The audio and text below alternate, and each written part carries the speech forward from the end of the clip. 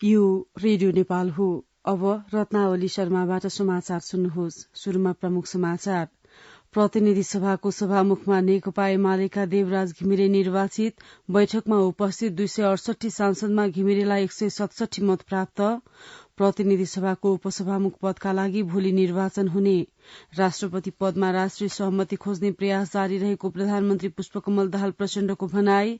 र अफगानिस्तानमा निरन्तरको हिमपात र चिसोका कारण 25 जनाको मृत्यु।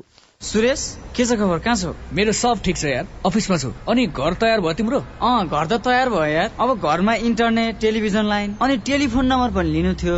अब तिमी नै छौ यहाँ नेपालमा पाइने सुविधाको बारेमा जानकार भएको। म त 15 वर्ष भयो यार देशबाट टाढा भएको। सजेस्ट गर न यार, कुन राम्रो होला? इन्टरनेट, टेलिभिजन लाइन र टेलिफोन सेवाका लागि हो भने आँखा चिम्लेर नेपाल टेलिकमको fibre to the home FTTH सेवा लिहाल। तिमीलाई चाहिएको सबै सुविधा नेपाल टेलिकममा पाउँछौ। ढुक्क भएर लिँदा हुन्छ। ल गजब भएछ। मलाई चाहिएको सबै सुविधा एउटै फाइबरबाट पाउने भएको छ। थ्याङ्क यू यार। थ्याङ्क यू मलाई भन्दा नेपाल टेलिकमलाई भन। जनतालाई निरन्तर सेवा दिँदै आएको छ। नेपाल टेलिकम, राष्ट्रको सञ्चार।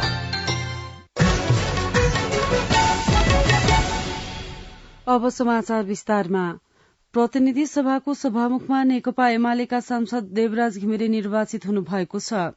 प्रतिनिधि सभामा हिजो भएको निर्वाचनमा सत्ता साझेदार दल नेकपा एमालेबाट उम्मेद्वार बन्नुभएका सांसद घिमिरेले 167 मत प्राप्त गर्नुभयो। सभामुख पदका अर्का उम्मेद्वार नेपाली कांग्रेसकी सांसद ईश्वरी देवी नेउपानेले 100 मत प्राप्त गर्नुभयो। बैठकमा 268 जना सांसदको उपस्थिति रहेकामा 1 जना सांसदले मत दिनु भएन। मतदान प्रक्रियापछि बैठकको अध्यक्षता गर्नुभएका ज्येष्ठ सदस्य पशुपति शमशेर जबराले सदनको हाल कायम संख्याको बहुमत प्राप्त गर्नुभएकाले घिमिरे सभामुखमा निर्वाचित हुनुभएको घोषणा गर्नुभयो। यस सभाको मान्य सदस्य श्री देवराज घिमिरेलाई प्रतिनिधि सभाको सभामुख पदमा निर्वाचित गरियोस् भन्ने प्रस्तावको पक्षमा 167 मत परेको र उक्त संख्या प्रतिनिधि सभाको तत्काल कायम रहेको सम्पूर्ण सदस्य संख्याको बहुमत भएकोले यस सभाका मान्य सदस्य श्री देवराज घिमिरेलाई प्रतिनिधि सभाको सभामुख पदमा निर्वाचित गरियोस् भन्ने प्रस्ताव बहुमतले पारित भएको घोषणा गर्नु। एमालेका घिमिरेलाई सत्ता साझेदार नेकपा एमाले, नेकपा माओवादी केन्द्र, राष्ट्रिय स्वतन्त्र पार्टी, राष्ट्रिय प्रजातन्त्र पार्टी, जनता समाजवादी पार्टी नेपाल, जनमत पार्टी र नागरिक उन्मुक्ति पार्टी लगायतका राजनैतिक दल तथा केही स्वतन्त्र सांसदको समर्थन रहेको थियो। 2013 सालमा ताप्लेजुङमा जन्मनुभएका घिमिरे 2056 देखि 2060 सालसम्म राष्ट्रिय सभा सांसद हुनुहुन्थ्यो। उहाँ प्रतिनिधि सभा सदस्य निर्वाचन 2079 मा झापा क्षेत्र नम्बर 2 बाट निर्वाचित भएको थियो। विद्यार्थी संगठनबाट राजनीति शुरू गर्नुभएका घिमिरे 2049 सालमा नेकपा एमालेको केन्द्रीय सदस्य हुनुहुन्थ्यो। नवनिर्वाचित सभामुख देवराज घिमिरेले निष्पक्ष भएर भूमिका निर्वाह गर्ने बताउनु भएको छ। सभामुख निर्वाचित भएपछि संसद भवन नयाँ बानेश्वरमा संवाददाताहरूसँग कुरा गर्नुहुँदै सभामुख घिमिरेले निष्पक्ष भएर सभा सञ्चालन गर्ने बताउनुभयो। प्रतिनिधि सभाको उपसभामुख पदको निर्वाचन भोलि हुने भएको छ। प्रतिनिधि सभाका सचिव गोपालनाथ योगीले सार्वजनिक गर्नुभएको उपसभामुखको निर्वाचन कार्यक्रम अनुसार आज दिउँसो 1 बजेदेखि 4 बजेसम्म मनोनयन दर्ता र 4 बजे र 15 मिनट पछि उम्मेद्वारीको सूची प्रकाशन गर्ने कार्यक्रम छ। भोलि दिउँसो 1 बजे प्रतिनिधि सभाको बैठकमा उपसभामुख पदमा निर्वाचित गरियोस् भन्ने प्रस्तावकले प्रस्ताव गर्ने, समर्थकले समर्थन गर्ने र उम्मेद्वारीको सूचनामाथि सामूहिक छलफल र दर्ता क्रम अनुसार निर्णयार्थ प्रस्तुत हुने कार्यक्रम छ। प्रधानमन्त्री पुष्पकमल दाहाल प्रचण्डले राष्ट्रपति निर्वाचनमा राष्ट्रिय सहमति खोज्ने कोशिश जारी राख्ने बताउनु भएको छ। सभामुखको निर्वाचनपछि संसद बाहिर संचारकर्मीलाई प्रतिक्रिया दिनुहुँदै प्रधानमन्त्री प्रचण्डले समय बाँकी रहेकाले राष्ट्रपतिबारे समझदारी गर्ने प्रयास जारी राख्ने बताउनुभयो। प्रधानमन्त्री प्रचण्डले सत्ता साझेदार र आफूले सकेसम्म राष्ट्रपतिका बारेमा समझदारी बनाउन कोशिश गरिरहेको उल्लेख गर्नुभयो।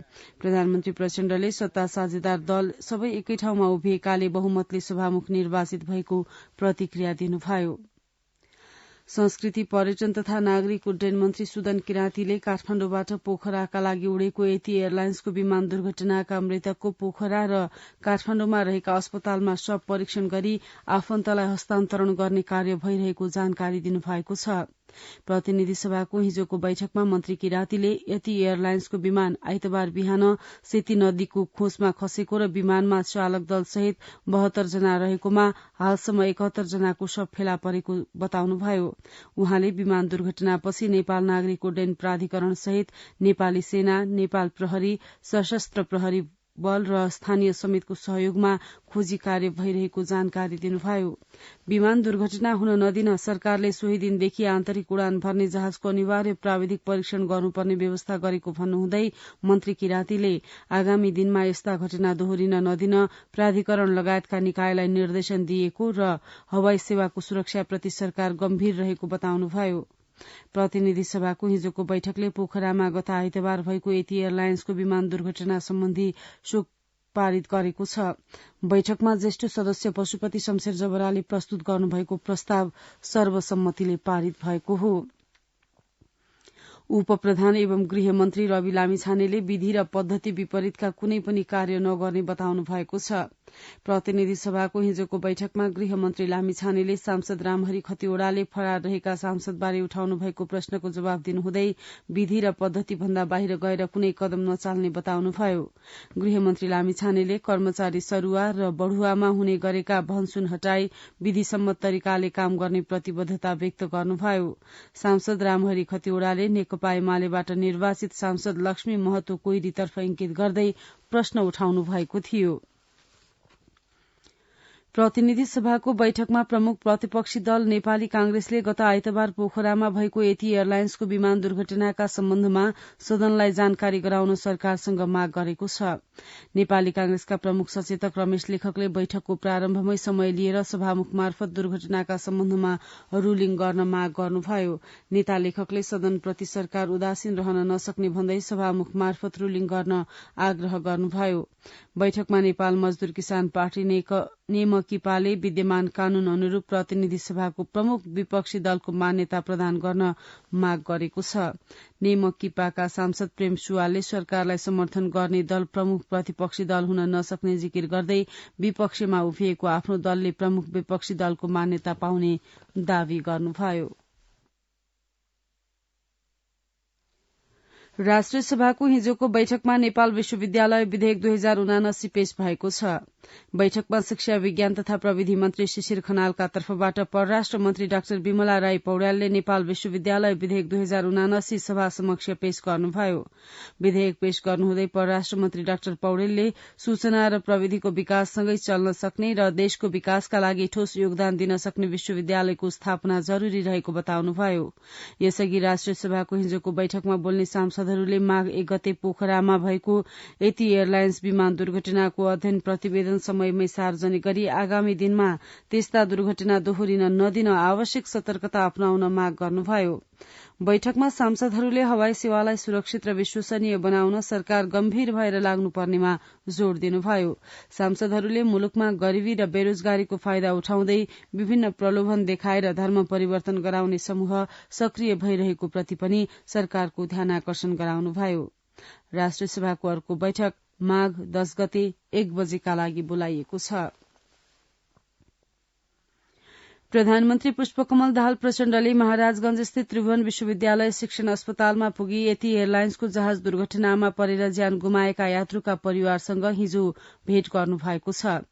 प्रधानमन्त्री प्रचण्डले शव पहिचानको स्थितिबारे जानकारी लिनुहुँदै शव पहिचानको काम छिटो गर्न, पहिचान वैज्ञानिक बनाउन र छिटो परिवारलाई हस्तान्तरण गर्न निर्देशन दिनुभयो। साथै प्रधानमन्त्रीले शव पहिचानको काम छिटो सक्न सरकारका तर्फबाट चाहिने सहयोग माग्न पनि अस्पतालका पदाधिकारीलाई आग्रह गर्नुभयो। लुम्बिनी प्रदेशका मुख्यमन्त्री लीला गिरीले प्रदेशसभामा विश्वासको मत प्राप्त गर्नुभएको छ।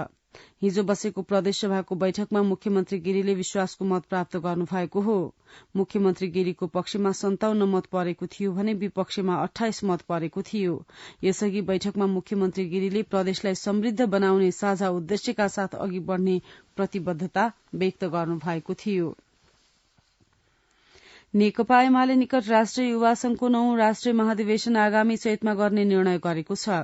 युवा संघको पदाधिकारी बैठकले आगामी चैत 27 देखि 29 गतेसम्म बाँकेको नेपालगंजमा गर्ने निर्णय गरेको संघका अध्यक्ष किरण पौडेलले जानकारी दिनुभयो।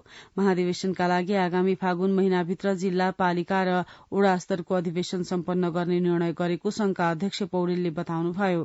महाधिवेशनको तयारीका लागि संघको केन्द्रीय बैठक माघ 19 र 20 गते बोलाइएको छ। अर्थ मन्त्रालयले मन्त्रालयको चालू खर्च घटाउनका लागि विभिन्न योजना अगाडि सारेको छ।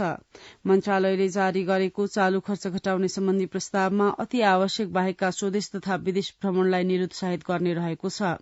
यस्तै 2 पाङ्ग्रे तथा 4 पाङ्ग्रे सवारी साधनको सर्भिसिङ गर्दा आवश्यक भएमा मात्र मोबिल तथा लुब्रिकेन्ट फेरिनेछ।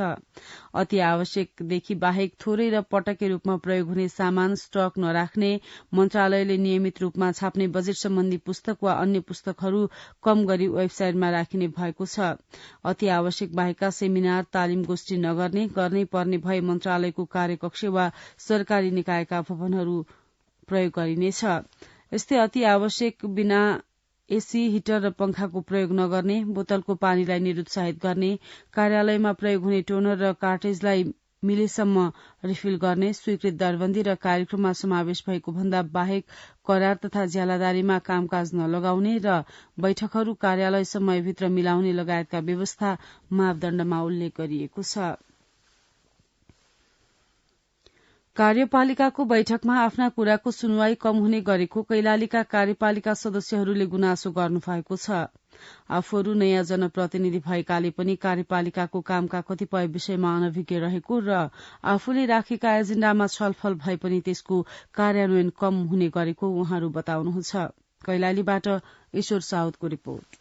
कार्यपालिकाको बैठकमा आफ्ना कुराको सुनवाई कम हुने गरेको कार्यपालिकाका सदस्यहरूले नै गुनासो गरेका छन्। आफूले राखेका एजेण्डाका विषयमा छलफल भए पनि त्यसको कार्यान्वयन भने कम हुने गरेको उनीहरूले बताएका छन्। टिकापुर नगरपालिका कार्यपालिकाका सदस्य लवली चौधरी। कार्यपालिका सदस्यको भूमिका फुल अधिकार त पाएका हुन्छौं। वडादेखि लिएको योजनाहरू हामी दाबीका साथ सबैलाई भन्छौं, तर सबै निर्णय हाम्रो पास हुनै पर्छ भनेर गाउँछौं कार्यपालिका सदस्यहरूले गर्नुपर्ने भूमिका भनेर, तर केही हुन्छ र केही थोरै पछाडि जाने जस्तो भाव हुन्छ। लवली चौधरी जस्तै अर्का कार्यपालिकाका सदस्य रुकमती चौधरीलाई पनि कार्यपालिका बैठकमा आफ्ना एजेण्डाका विषयमा खासै चासो नदिएको आभास हुन्छ। विषय त छलफल हुन्छ तर कार्यान्वयन अलि फरक हुन्छ। हामीले भनेको प्रस्ताव उहाँ वास्तवमा गरे जस्तो हुन्छ। आफूहरू कार्यपालिकाका सदस्य भएको धेरै समय नभएको र कार्यपालिका बैठकका एजेण्डाका विषयमा पनि खासै जानकारी नभएकाले समस्या हुने गरेको बताउनुहुन्छ अर्का कार्यपालिकाका सदस्य सरस्वती तिरुवा। समावेशी त हुन्छ, अब हामीलाई एजेण्डाको बारेमा थाहा हुँदैन, नयाँ नयाँ जनप्रतिनिधि भएको कारणले हामीलाई त्यति पनि थाहा छैन। बैठकको छलफलमा सहभागी भए पनि आफ्नो खासै निर्णायक भूमिका हुँदैन भन्नुहुन्छ अर्का सदस्य मन्जु विक।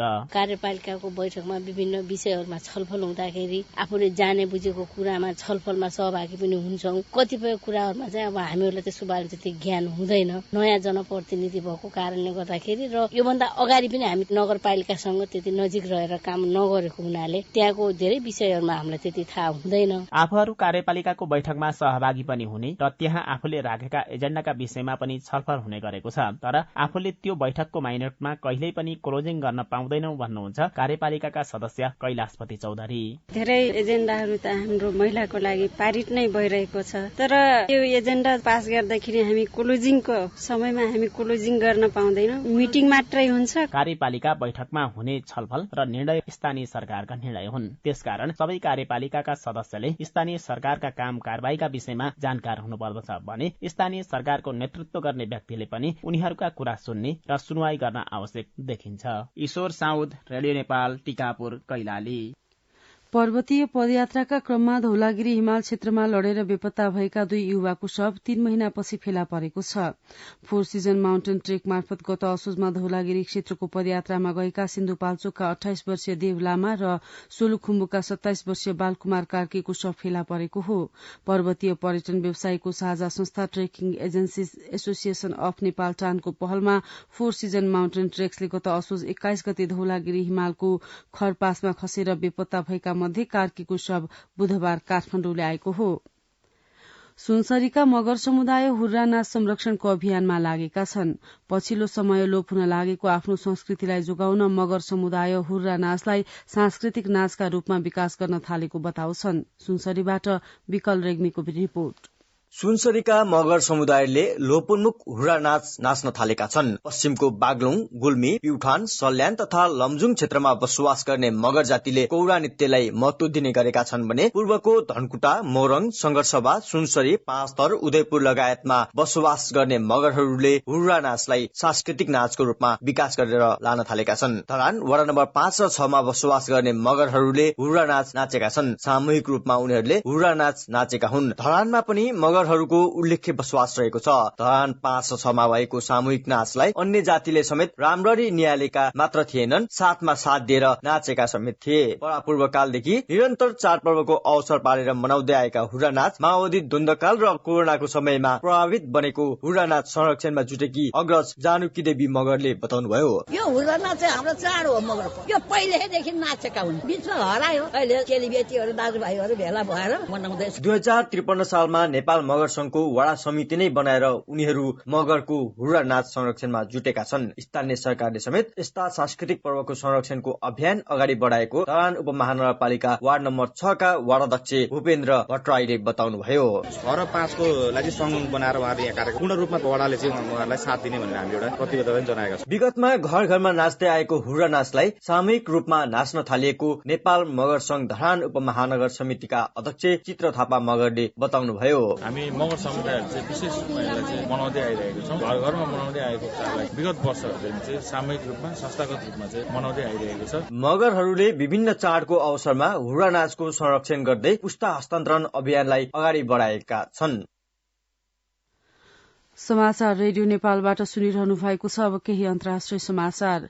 अफगानिस्तानमा निरन्तर हिमपात भएसँगै बढ्दो चिसोका कारण 25 जनाको मृत्यु भएको छ। अत्यधिक चिसो मौसममा भएको हिमपातले युद्धग्रस्त अफगानिस्तानका केही भागमा बाक्लो हिउँ जमेकाले जनजीवन प्रभावित भएको समाचारमा जनाइएको छ। फ्रान्समा अनिवार्य अवकाशको म्याद बढ़ाउने योजना विरूद्ध देशव्यापी हड़ताल गरिएको छ। सेवाबाट निवृत्त हुने समय परिवर्तन गर्ने फ्रान्स सरकारको योजनाको विरोधमा कामदारले हिजो द्रुतगतिका रेल ठप्प पार्नुका साथै विद्युत आपूर्ति रोकेर विरोध स्वरूप कड़ा प्रदर्शन गरेका थिए। फ्रान्समा अनिवार्य अवकाशमा जाने विद्यमान 62 वर्षको उमेरलाई बढ़ाएर 64 वर्ष कायम गरिएको छ। देशमा वृद्धहरूको संख्या बढ़दै गएको तथा देशवासीको औसत आयु पनि वृद्धि भइरहेको छ। राष्ट्रपति इम्यानुएल मैक्रोले भने विद्यमान प्रणालीमा देखिएको समस्या समाधान गर्न प्रस्ताव गरिएको बताउनु भएको छ। अब आर्थिक समाचार।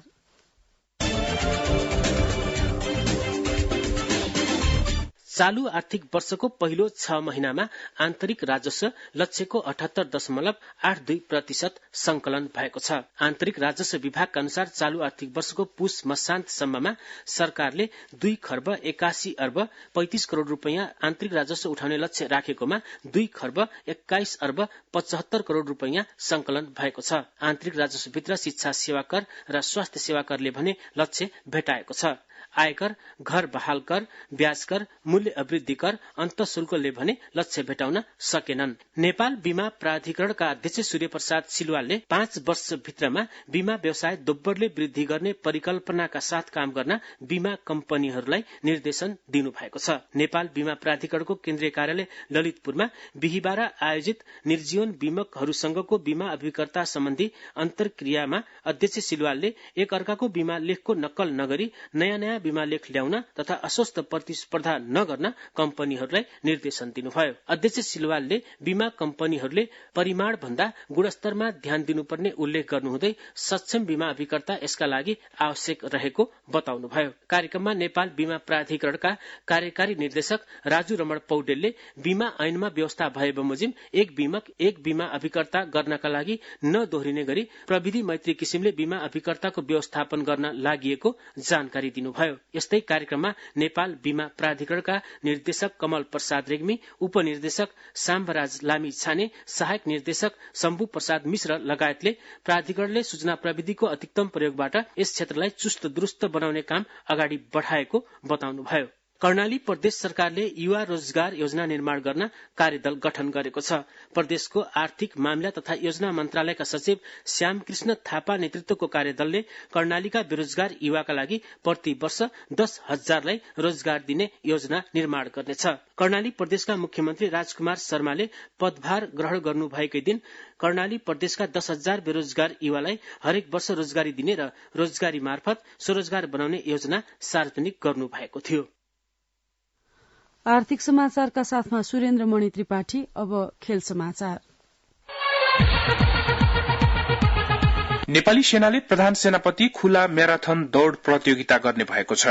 महाशिवरात्रि तथा 260औं सेना दिवसको अवसरमा आयोजना हुने खुला म्याराथन दौड़ प्रतियोगिता यही माघ 28 गते गर्ने निर्णय गरेको नेपाली सेनाले जनाएको छ। सेनाले बिहिबार पत्रकार सम्मेलन गर्दै यसपालिको म्याराथन पुरूष खुलातर्फ 42.195 किलोमिटर र महिला पुरूषतर्फ 21 किलोमिटर रहेको जनाएको छ। म्याराथनमा 42.195 किलोमिटर तर्फ प्रथम हुनेलाई 3 लाख, द्वितीय हुनेलाई 2 लाख र तृतीय हुनेलाई 1 लाख रुपैयाँ नगद पुरस्कार रहेको नेपाली सेनाले जनाएको छ। यस वर्ष प्रदान गरिने जम्मा पुरस्कार रकम 12,07,000 रुपैयाँ बराबर रहेको सेनाले जनाएको छ। थाइल्याण्डको बैंककमा जारी ASBC U22 बक्सिङ च्याम्पियनशीपको दोस्रो दिन नेपालका मुक्केबाज सुषमा तामाङ र हेमा राईले जीत हासिल गर्नु भएको छ। महिला 48 केजी तौल समूहमा सुषमाले भियतनामकी क्युन हानलाई 5-0 अंकको आधारमा जित्नुभयो। 57 केजी तौल समूहमा हेमा राईले सिंगापुरकी चौ जी मिन बेर्नेसलाई RACI को आधारमा हराउनुभयो। पुरूष 48 केजीमा लाल प्रसाद उप्रेतीले फिलिपिनी खेलाड़ी दुरेन्ट मार्क लेप्चरसँग जनवरी 20 तारिखमा क्वार्टर फाइनल खेल्नुहुनेछ। यस्तै 57 केजीमा नेपालका इन्द्रबहादुर सुनारले क्वार्टर फाइनलमा लाओसका खेलाड़ीसँग 5-0 अंकको आधारमा जीत हासिल गर्दै क्वार्टर फाइनलमा प्रवेश गर्नुभएको छ। म्याग्दीको बेनीमा जारी खुल्ला महिला भलिबल प्रतियोगिताको फाइनलमा उत्तरी म्याग्दीका अन्नपूर्ण गाउँपालिका र पश्चिम म्याग्दीको धौलागिरी गाउँपालिका प्रवेश गरेका छन्।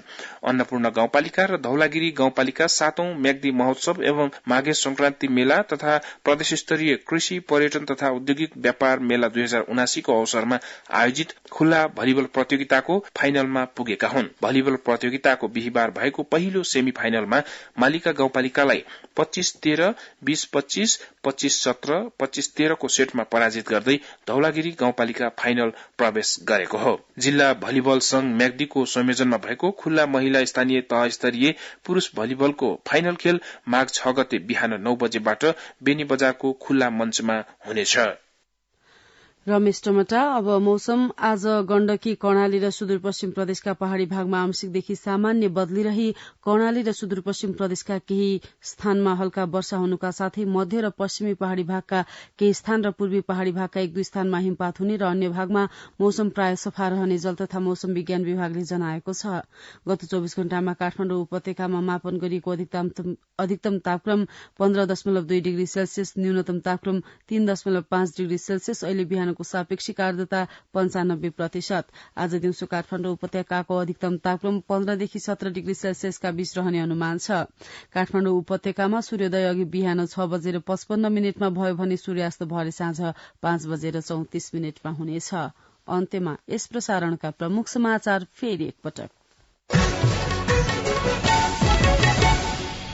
प्रतिनिधि सभाको सभामुखमा नेकपा एमालेका देवराज घिमिरे निर्वाचित। बैठकमा उपस्थित 268 सांसदमा घिमिरेलाई 167 मत प्राप्त।